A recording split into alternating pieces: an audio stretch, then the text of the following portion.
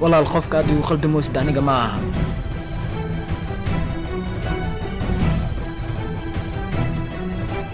aniga sideeda buxaan caado u leeyahay qofkii khalatiga gala inaa bartiis ku kabiyo adigana bakhaaradeeda dhan ayaad gubtay haddana waan ku dilayaa si sax ay ugu jawaab su-aashaan ku weydiiyo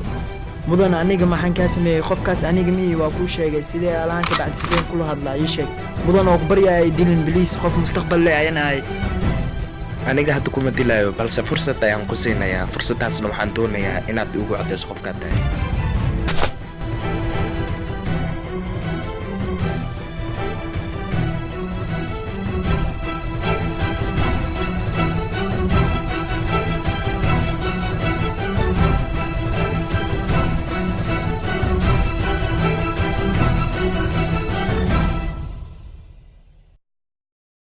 walaal waayaabay ninkala dhaay maadaama uu ku garaacay waa inaa ku aaraa taas waa igu balan oo aniga ii taalo walaal aniga waxaan ka baqayaa inuu ninkaasi adigana ku garaaco waayo ninkaas kuma aad walaal waayaabay aniga ii daa laakiin hal mid inaa ka codsada ayaan rabaa biliis okay walaal ninkaas waayaabay la dhahay ilaa aan ka dilaayo waa inaad safar aadaa waayo ninkaas waa cadow waayahay walaal dayib waxaa igu balan ah inaan codsigaaga ku yeelo tikidkayga ii diyaari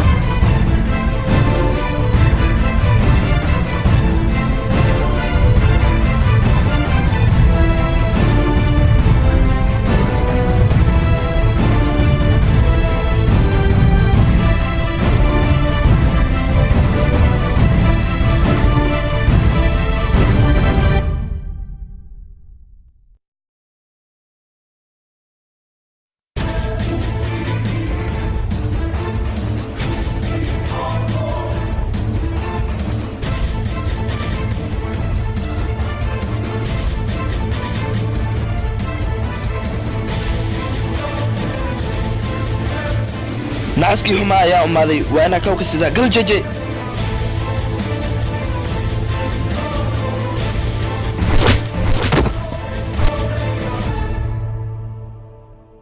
waayaabay midkaan oo dhawey mid kale ii soo dir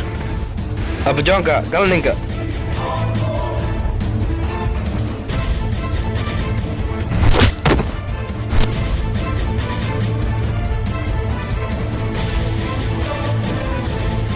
maanta waxaa igu balanaa inaan arrintaada soo afjaro taas waa igu balan